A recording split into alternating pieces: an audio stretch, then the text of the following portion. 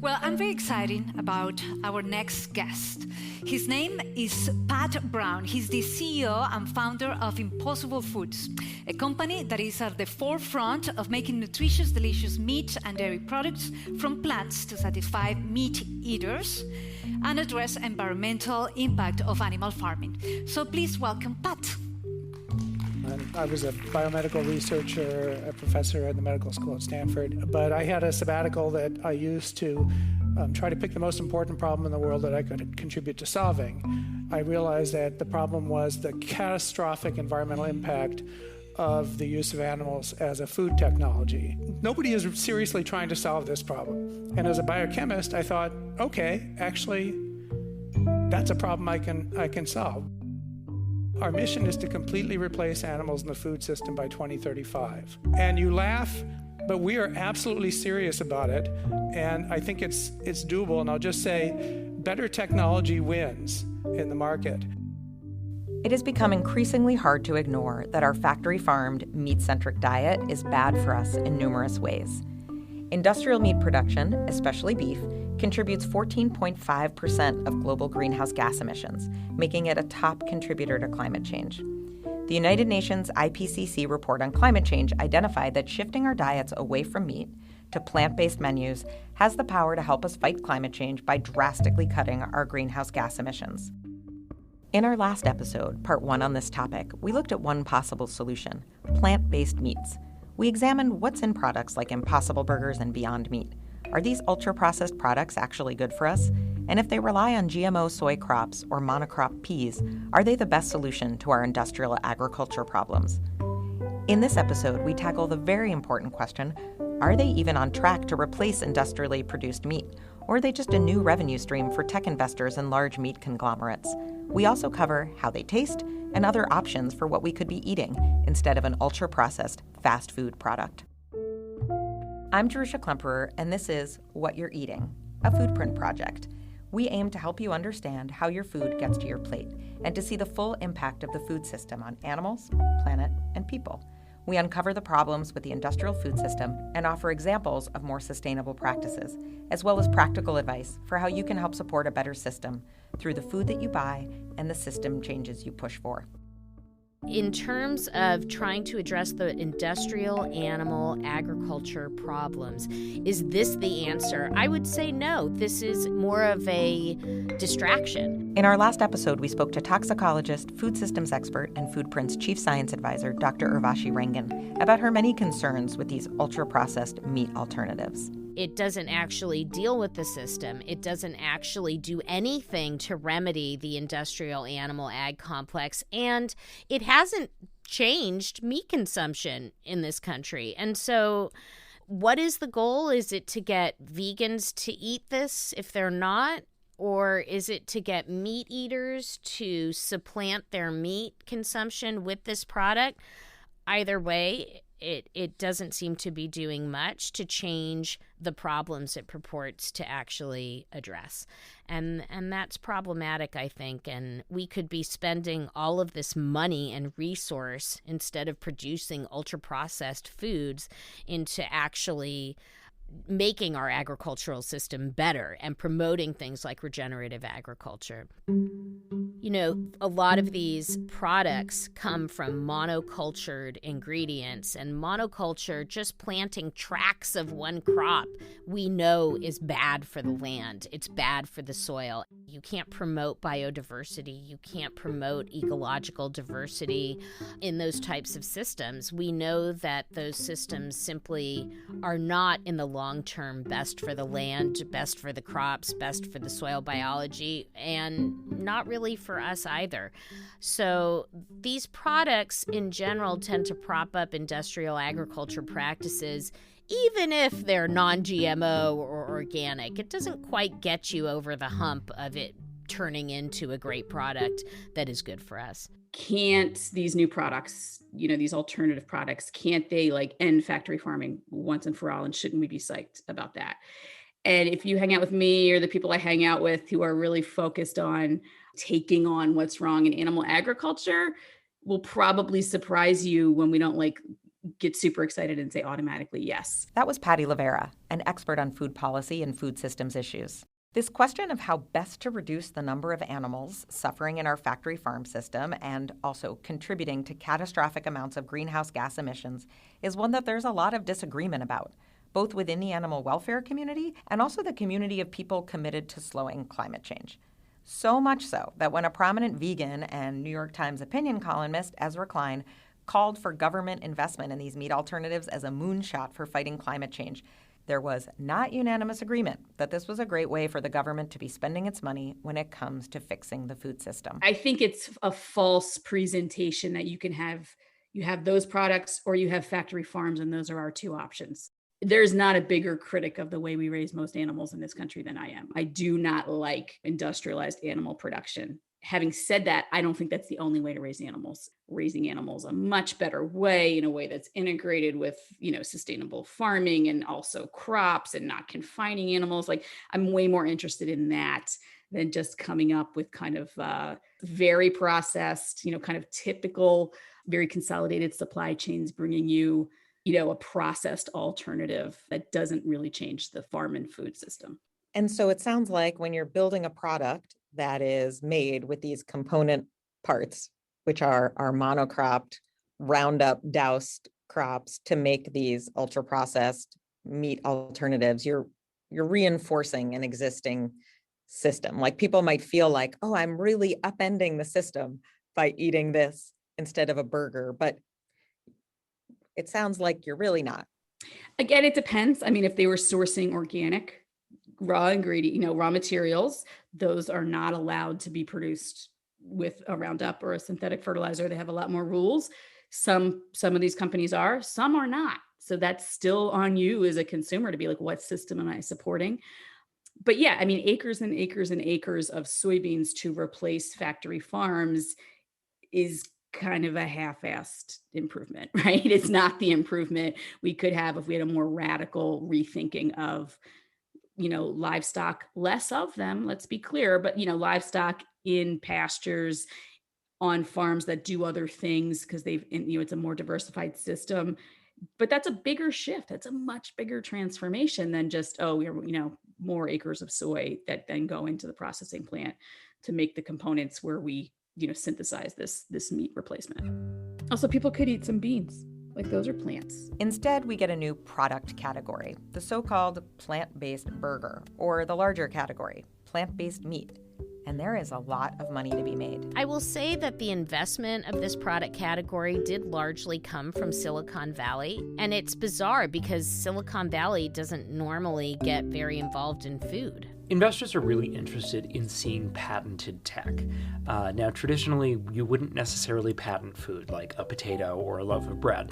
But as food processing has become more advanced, food companies have been more interested in protecting their intellectual property, whether that's a product or a process, like something that allows you to keep a chip crisper for longer. This is also the case in alt meats, but things get a little weird here because the market doesn't quite exist yet. And so what you see is a couple of companies, most notably Impossible Foods, being really aggressive and kind of gobbling up as many patents as they can around their products and processing techniques to claim this market share in anticipation of a market that doesn't really exist yet. But the thinking there is that if you have more patents on the table, you're going to be able to successfully corner this market that they project is going to grow a lot in coming years. This is Ryan Nebeker, policy and research analyst for Foodprint. It's important to sort of situate this in the broader investment market, which is pretty weird right now. And a lot of that has to do with the coronavirus pandemic. And because the Federal Reserve was eager to avoid an economic collapse, they dropped the interest rates super low. And so across the entire economy, right now, it makes a lot more sense for investors to be putting all their money out there. Impossible Foods in 2020 closed another round where they attracted $200 million more funding. 6 months prior to that, they had just done the other largest ever funding round for an alternative food tech startup. So like in total, since 2011, they've raised more than $1.5 billion. And, are their sales really tracking with that so far? No. In total, the alt meat market has about 1.4 billion in sales in 2020. And these products have not remained the purview of tech companies with a supposed do good to do well philosophy. As soon as the big meat companies realized there was a new market, a competing market, they jumped in. Now all of the biggest and most problematic meat companies, Purdue, Tyson, JBS, they're all making so-called plant-based meats. When you look at the words from these companies themselves that are investing in the products, what they say is this is not about replacing their animal ag streams. This is about adding to it. We talked to Anna Lepay, who writes about food and climate and who has worked closely with her mother, Frances Moore Lepay, on several books, including the newly released 50th anniversary edition of her seminal book, Diet for a Small Planet, which speaks presciently about the urgent need to center plants on our plates. I was just reading a quote from Tyson Foods who said, literally, quote unquote, "We remain firmly committed to our growing traditional meat business, and we expect to be a market leader in alternative protein." So the companies themselves are saying, no, we're not using this as a way to reduce our traditional meat production. This is just going to grow our market share, right? They're now running their own brands in the plant-based meat space, and they are producing, competitive products. They're vegan, great, but they're also making money that goes back into Tyson's pocket. And when you think about it critically, is Tyson the meat conglomerate? Are any of these meat giants going to do anything that cuts into one of their revenue streams? No, they're going to try and develop this plant-based meat market as something that sits alongside where they can make more money rather than something where it cuts into their sales. The other thing to keep in mind is that even though Beyond and Impossible and some of the early players might have a lot of proprietary technology that attracts investor interests, maybe these big players like Tyson, like Cargill, they have enormous, well-distributed networks. They know how to get a massive quantity of soy. They know how to process a huge quantity of soy because they're already doing that to feed livestock. So they can really reconfigure quite easily and be really competitive in this market, where all of a sudden you have this plant-based meat market that's entirely going into the pockets of the existing meat industry. And what are they likely to do with that? They'll probably use it to increase their own political power and kind of continue deregulating the meat industry. This is kind of the nature of late stage capitalism. The brands that are starting to create these new products are getting purchased by some of the largest meat producers in the world. And I think we have enough evidence that there are terrible consequences to that kind of concentration of power in the marketplace. And that when you start seeing that kind of consolidation of control, you start seeing things like lobbying for deregulation in the marketplace, you start seeing a decline in kind of competitiveness, you start seeing impacts in terms of consumer prices. Consolidated markets are not a good thing for anybody except for the companies that are profiting. I would say there's a real parallel here with some of the big food brands purchasing up the smaller organic brands as they came online.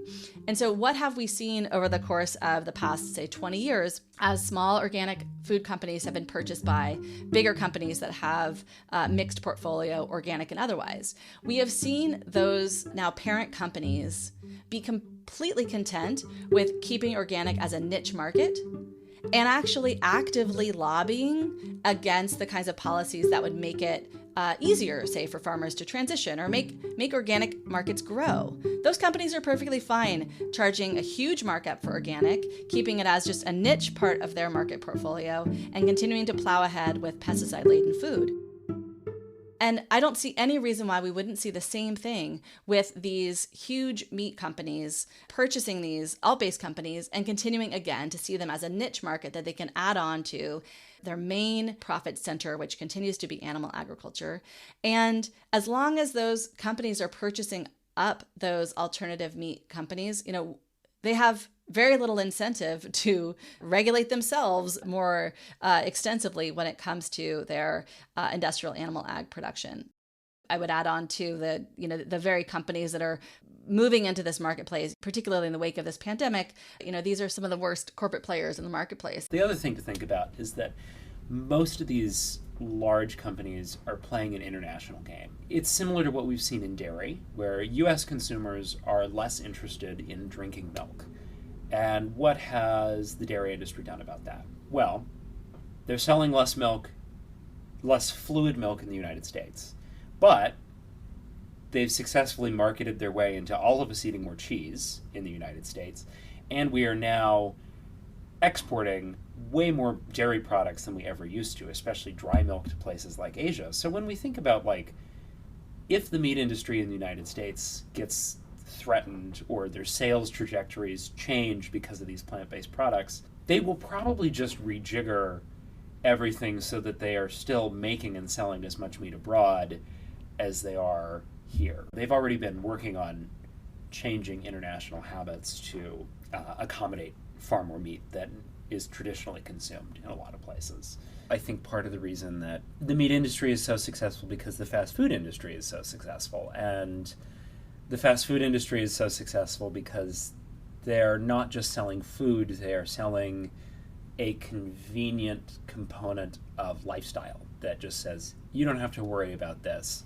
Here's a meal. They've made it hyper palatable and everything else. And it's interesting because these ultra-processed meat alternatives fit right into that paradigm. And so when we think about the changes that we need to see in the food system long term, ultimately the fast food market is in some ways incompatible with those changes because the fast food market demands a lot of cheap, industrially produced, uniform inputs. Like you need, this many tons of potatoes and they all have to be this big and pretty perfect. And so that kind of demands an industrial food system. And so, is it any better to have to produce a bunch of soy to exact specifications so it can be made into these burgers? These might take a little bit of the bite off when it comes to the worst excesses in the meat industry. You're not dealing with a manure lagoon anymore, but you are still dealing with a whole industrial supply chain that comes down to the consumer. And so for our health, for our environmental health, it's maybe not the best way forward. How's it going, everyone? Hi. The Foodprint team decided to get together to try some of these ultra-processed alternative meat products. Each of us tried something we hadn't tried before, including Beyond Burgers, fish cakes, prosciutto, and chicken patties. And one person brought a Dr. Prager's veggie burger, which is more in the category of like a veggie burger that we've seen before, that has more whole, recognizable plants in it. Yeah. Okay, so you've got an Impossible Burger, the feature of which is it's gonna ooze. It's gonna bleed a little. You can't really see. I mean, judging by the external color, I'm not excited about the prospect of this oozing. I've got a Beyond Meat burger, and I think I overcooked one side of it because we made a last-minute decision to melt cheese on top. I decided, based on my experience as a vegetarian eater, that a lot of these products do best when you put a lot of things on top. I've got cheddar, onion, ketchup, and lettuce. I will just say about this, my first Beyond Burger, that I totally don't mind it. But there is something that's just very unfamiliar. It's not unpleasant, but there's like a follow-up kind of background flavor and smell that is wholly new to me, which is an unusual sensation. It kind of just feels like they took grease from the back of a used grill and just like slathered it on this. And it's not it's a very meaty flavor, but it's very like kind of oily and dirty. I wonder if that's what this is. It's very surprising. The reason that it has that aftertaste is because it's 100% pea protein. There's no soy, and it's the pea protein that's giving it that taste and smell. I tried a plant-based chicken fillet from Beyond Burger. How's the texture on that? It kind of looks like a chicken nugget. Okay. Because that's definitely the easier texture for them to do. This kind of has the texture of a fake beef burger, but it's white. So I also bought this Mia. Oh, I'm very curious about this. Plant-based from Italy, carpaccio style plant-based deli slices. The ingredients are wheat gluten from wheat, durum wheat flour, sunflower oil, natural flavors, yeast extracts, coloring. Looks like fruit roll-ups. Yeah, It really does. Wheat flour, pea protein, sourdough culture, white pepper powder, garlic powder. I mean, it's like chewier than prosciutto and like stickier, but it has that like salami flavor. She shrugs and takes another bite. I mean, it's very gummy. I don't know. I mean, my reaction to this is kind of like, who decided we needed this? Right. Like, I have a friend that's a vegetarian and he doesn't eat vegetables. Junk food, vegetarian. Yeah. So, like, this kind of stuff is, I guess, for them. I don't know. I think I would try more of these recent flavor offerings by Dr. Prager. I like their ingredients list. Even though the ingredients list is a solid 8 lines long, it is all pronounceable stuff. Cooked brown rice, canola oil, carrots, spinach, zucchini, water chestnuts, brown rice, flour, potato cakes, bean sprouts. It's interesting because I think if I'm looking for a vegetarian option, I'm actually not that interested in like fidelity to meat. Like, I kind of want something that is a little bit different, and also outside of the novelty value of like seeing how close they got it, I don't have a lot of interest in it being very meat-like. Yep. Okay. Talk to y'all later. Bye. Everyone. Well, I love, a veggie burger made from beans and vegetables. I'm old-fashioned in that way. I talked to Alicia Kennedy, who has a widely read weekly newsletter on food, media, culture, and politics, and is writing a book about ethical eating. When I cook veggie burgers, I make the superiority burger recipe. It's a process, that veggie burger. It involves like quinoa and onions and chopping carrots into teeny tiny cubes. But obviously, like as a cook and a food writer, like I do love to do those kinds of processes. But there's also just such a world of really easy veggie burgers where it's like you literally just take a can of beans and like you cook a little grain and you put them in a food processor and, you add some spices and you make a patty and that's it. And like those are things you can make in bulk and freeze. And then you have something available all the time for you. The only time I've ever bit into one of the tech meat burgers was an accident. I was at a bar in my hometown where I grew up on Long Island. They had a veggie burger on the menu. I was excited. They called it a veggie burger. And so now I'm asked questions. But I was like, oh, if they're calling it a veggie burger, it must be a veggie burger. So, and I was like, I don't care if it's like a Morningstar Farms patty, a Boca burger. I don't care. Like those things are fine with me. But then it came out, I bit into it and I was like, no, it's beef. And I almost started crying because I thought I'd eaten beef. And so I asked the waitress, I was like, what is this? I'm sorry, I think you gave me the wrong. And she's like, oh no, it's a Beyond Meat patty. And I was like, oh, and I just couldn't eat it because for me, not having eaten meat at that point for like almost a decade, I was like, this is too weird and this isn't what I want. Like I want to eat vegetables and I want to eat beans and I want to eat grains. And like, I know that makes me weird to most Americans, but I just find those patties so uncanny and strange, unfulfilling and one note, but that's what meat is. I suppose is like, it just tastes like what it is and that's it. And I like a little bit more nuance, I guess, in my food.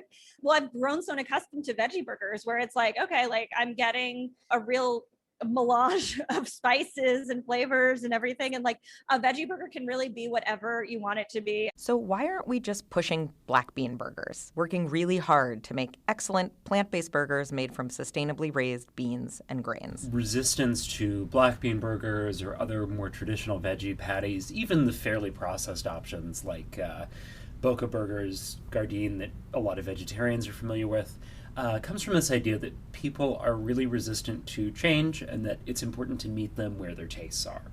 And there's some logic to this. It is kind of hard to convince people that they like something versus that they don't, especially when in our sort of the food mythology that lives inside of each of us, our understanding of nutrition, we've sort of lionized protein into this, like, protein is the god tier nutrient, like it is the thing that you need the most of.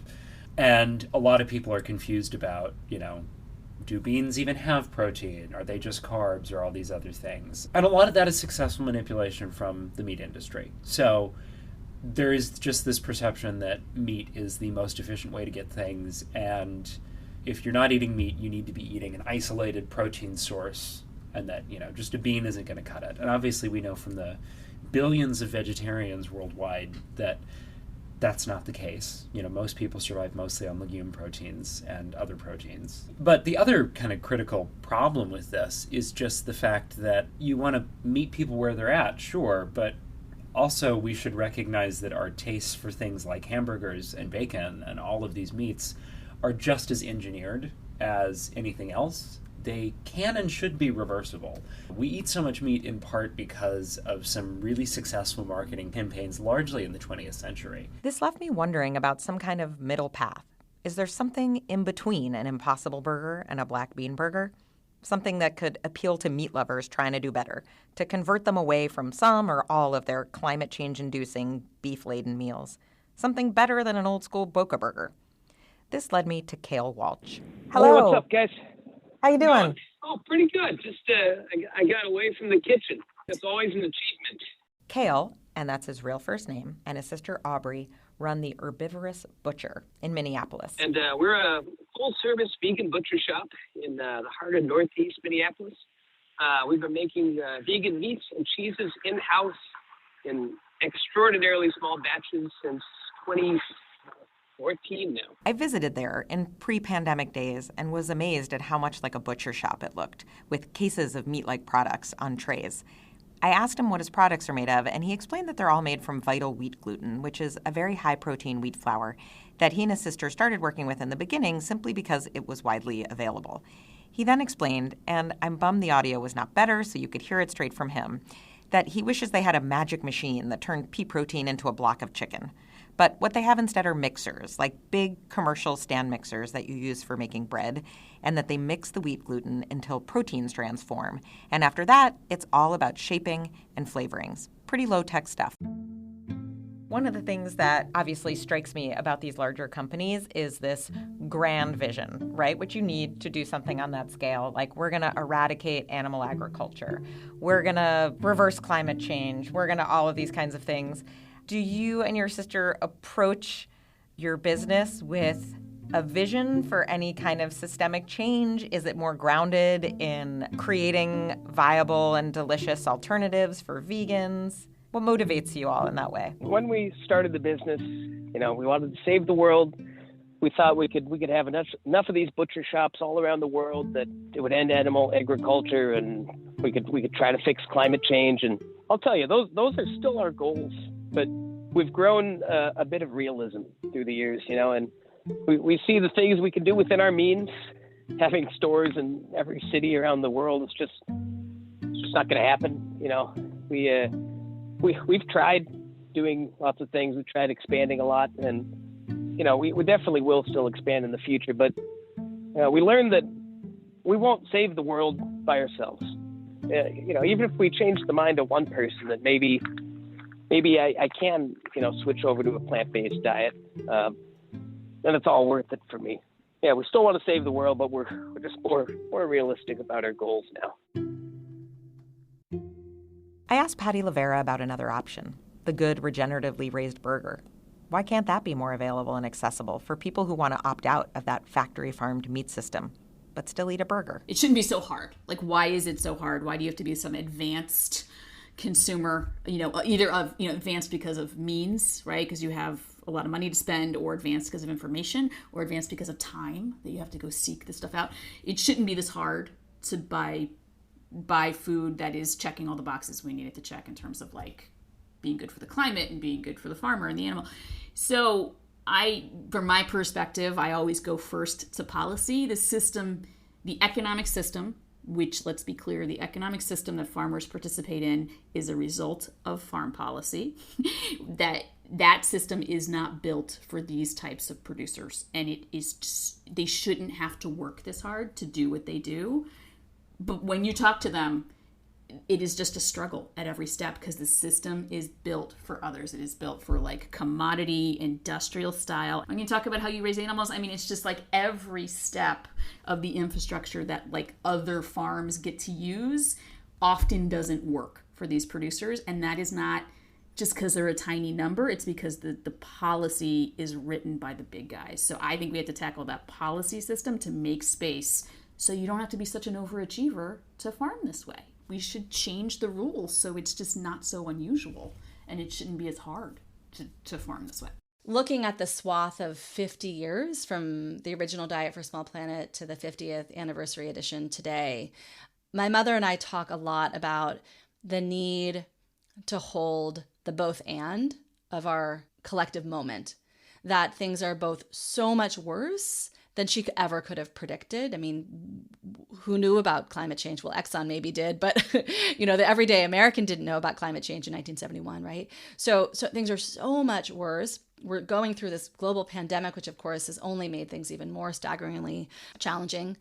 And there is so much to celebrate. And so part of the moment is to hold that both and. That, today when you look at worldwide, how many deaths, I think it's 1 in 5 deaths now come from diseases in which poor diet is a risk factor. I mean, that is a staggering fact about the failure of our political systems to support a food system that's actually health promoting. Yes, that is staggering, and at the same time, we have such better understanding of the kinds of foods that we should all be promoting and that we should all be eating in order to have a diet that's good for our bodies and good for the planet. What You're Eating is produced by Nathan Dalton and foodprint.org, which is a project of the Grace Communications Foundation. I'm your host, Jerusha Klemperer. Special thanks to Foodprint staff Ryan Nebeker, Catherine Sachs, Kristen Link, and Samara Kaja, to Dr. Urvashi Rangan, Patty Lavera, Anna LePay, Alicia Kennedy, and Kale Walsh. You can find us at www.foodprint.org, where we have this podcast, as well as articles, reports, a food label guide, and more.